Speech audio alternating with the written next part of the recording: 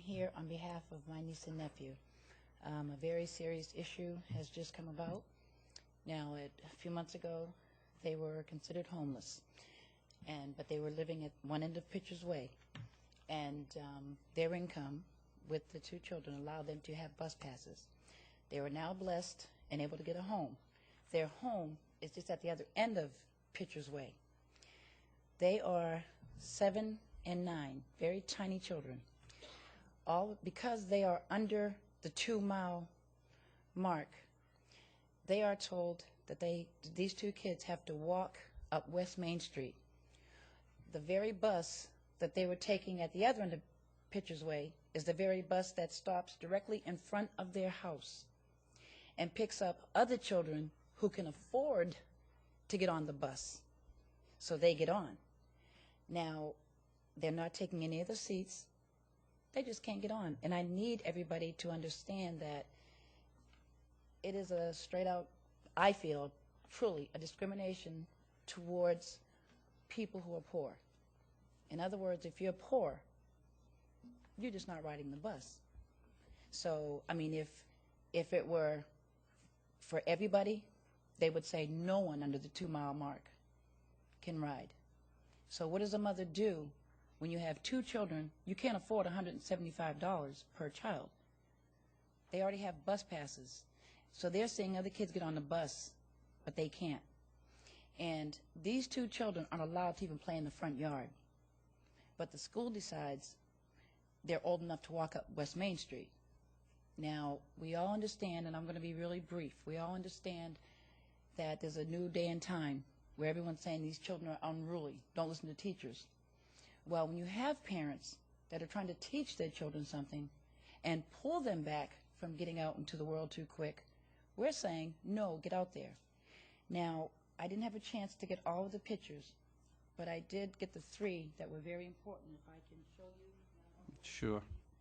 These are the 2 children. This is how tiny they are, okay?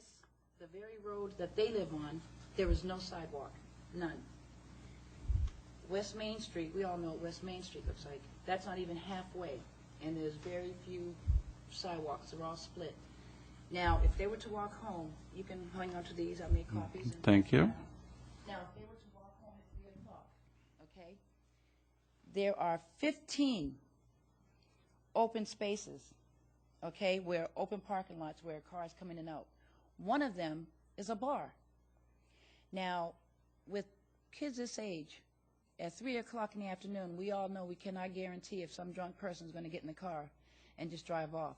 They are not used to being able to look at something and judge. Now, I'm hoping and praying that we can understand and look at those pictures and realize they are too young to walk up West Main. And matter of fact, there's one other comment I have to make known. At the Cumberland Farms, if we all remember, last year, there was a stabbing and a beating in that parking lot, and it was broad daylight, okay? These 2 wouldn't know what to do. I wouldn't want them at this age to know what to do. It's our job to protect them.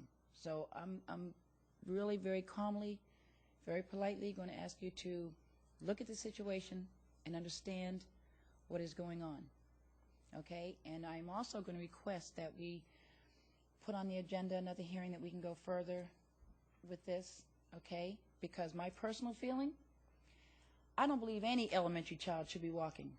If we're going to save money, make the high school and the junior high. When I was growing up, we had to walk, okay? But it was different. There weren't drugs on every corner.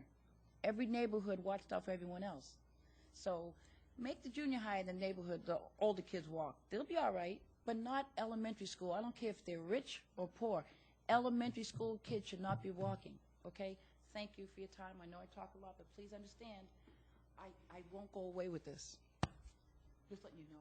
I'm so sorry. And just so the public is aware, I know that the family has contacted the superintendent's office and the transportation director's office to discuss this matter.